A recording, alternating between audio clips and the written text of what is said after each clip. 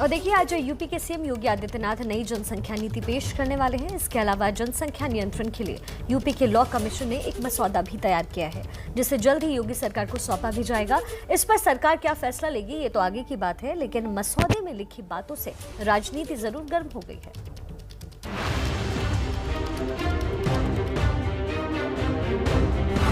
भीड़ के साथ चलते हुए क्या आपने कभी सोचा है कि जिन सुविधाओं को पाने के लिए आपको कड़ी मशक्कत करनी पड़ती है, वो दुनिया के कई देशों में आसानी से मिल जाती है। इस भीड़ को आप देखते आए हैं, इसलिए आपको अजीब नहीं लगता। लेकिन हकीकत यह है कि देश की सबसे बड़ी आबादी वाले राज्य यूपी की जनसंख्या इतनी है कि दुनिया के सिर्फ 5 देश ही उससे आगे हैं। यानी देश के सिर्फ एक राज्य यूपी की आबादी दुनिया के 192 देशों की आबादी से ज्यादा है।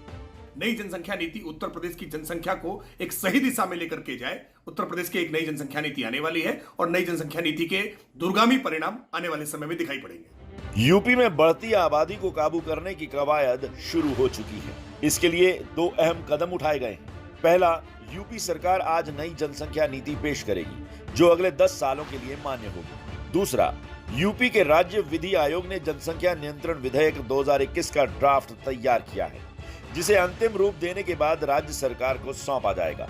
सबसे पहले बात करते हैं नई जनसंख्या नीति की, जो आज जारी होगी। यूपी के सीएम योगी आदित्यनाथ अपने आवास पर एक कार्यक्रम के दौरान जनसंख्या नीति पेश करेंगे। नई जनसंख्या नीति 2021 से 2030 तक के लिए लागू की जाएगी। इसमें जनसंख्या नियंत्रण के लिए जागरूकता अभियान का प्रस्ताव है। परिवार नियोजन को बढ़ावा देने और हेल्थ क्लब बनाने पर सरकार का जोर रहेगा।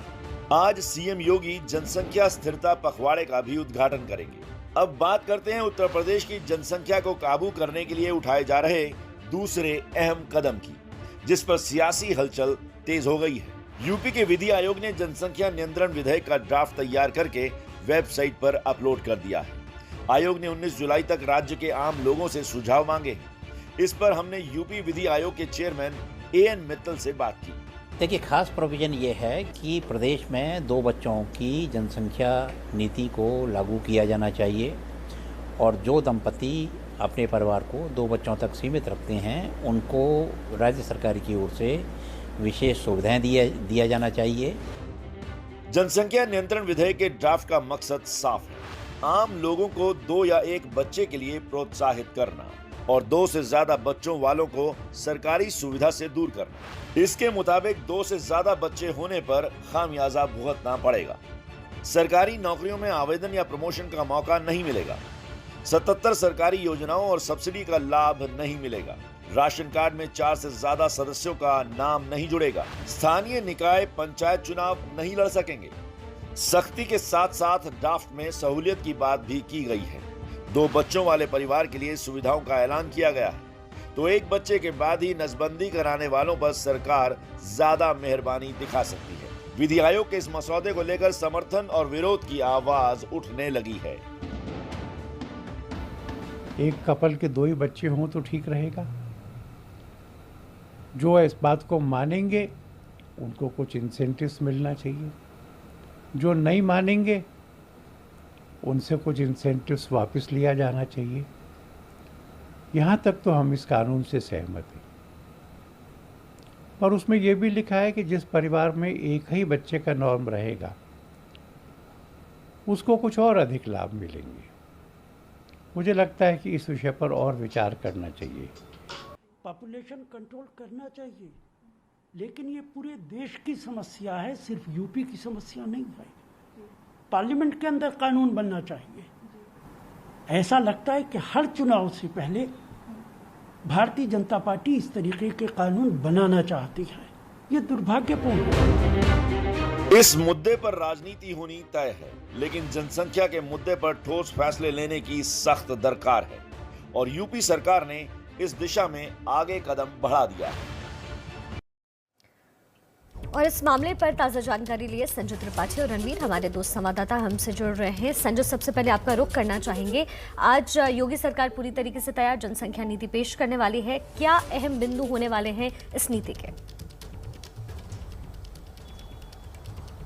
देखिए, जनसंख्या नीति की आवश्यकता इसलिए भी महसूस की जा रही शिखा, क्योंकि जो अभी तक मौजूदा जनसंख्या नीति थी 2016 वो एक्सपायर हो चुकी है। तो ऐसे में नई नीति लाना आवश्यक था, क्योंकि उसी हिसाब से योजनाएं बनाई जाएंगी और वही आज 11:30 बजे के करीब मुख्यमंत्री योगी आदित्यनाथ से पेश करेंगे, जिसमें ये बताया जाएगा किस तरीके से जनसंख्या नियंत्रण के उपाय अपनाए जाएं। इसके अलावा बच्चों माँओं के पोषण का कार्यक्रम उसमें रखा जाएगा। साथ ही साथ ये व्यवस्था भी की गई है कि किस तरह से परिवार नियोजन और अन्य स्कीमें जिनसे माँ बच्चों की सुरक्षा हो सके उनको प्रदेश भर में कैसे चलाया जाए। साथ ही ये व्यवस्था भी की जाएगी कि जो सरकारी सेवक हैं, जो सरकारी नौकरी में काम करने वाले लोग हैं, अगर वो 2 बच्चे तक सीमित रहते हैं तो उनको कैसे लाभ दिया सकता है, कैसे उनको अतिरिक्त वेतन इंक्रीमेंट दिए सकते हैं, कैसे उनका प्रमोशन ज़्यादा से ज़्यादा किया जाए। तो कुल मिलाकर के ये इंतज़ाम किए जा रहे हैं नई जनसंख्या नीति में कि आबादी कम बढ़े, महिलाओं बच्चों का पोषण सही से हो,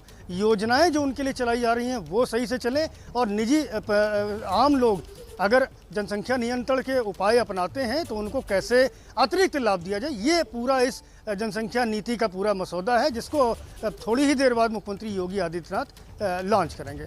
जी अच्छा रणवीर, अभी जनसंख्या नीति एक अलग चीज़ है, यूपी लॉ कमीशन जो मसौदा लेकर आई है ये एक अलग चीज़ है, लेकिन ये मसौदा अभी योगी सरकार के हाथ में भी नहीं गया, बवाल पहले शुरू हो गया है इस पर, क्या पूरा मामला है?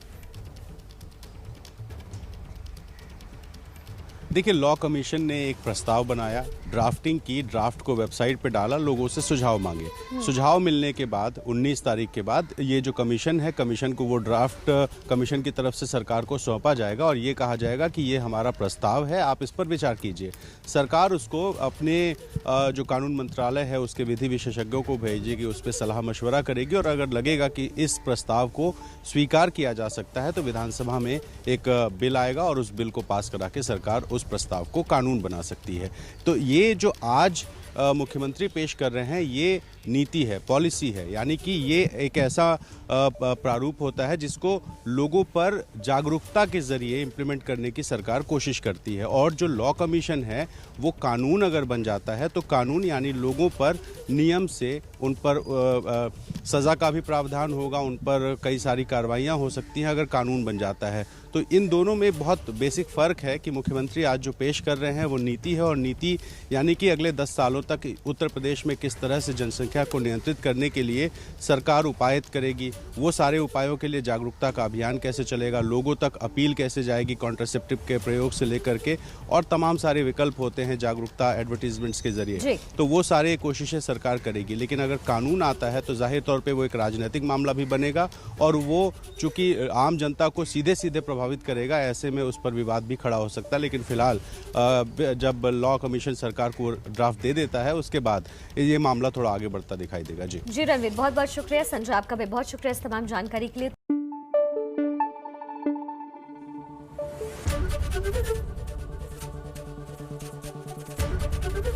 एबीपी न्यूज आपको रखे आगे।